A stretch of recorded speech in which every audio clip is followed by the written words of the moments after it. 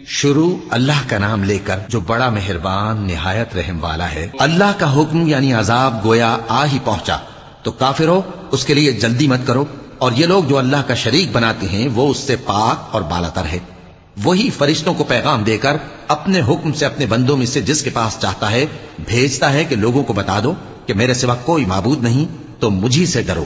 اسی نے آسمانوں اور زمین کو حکمت سے پیدا کیا، اس کی ذات ان کافروں کے شرک سے بلند و برتر ہے۔ اسی نے انسان کو نطفے سے بنایا مگر وہ کھلم کھلا جھگڑالو بن گیا، اور مویشیوں کو بھی اسی نے پیدا کیا، ان میں تمہارے لیے سردی سے بچاؤ اور بہت سے دوسرے فائدے ہیں، اور ان میں سے بعض کو تم کھاتے بھی ہو۔ اور جب شام کو انہیں جنگل سے لاتے ہو اور جب صبح کو جنگل چرانے لے جاتے ہو تو ان سے تمہاری عزت و شان کا اظہار ہوتا ہے۔ اور دور دراز شہروں میں جہاں تم سخت محنت کے بغیر پہنچ نہیں سکتے وہ تمہارے بوجھ اٹھا کر لے جاتے ہیں۔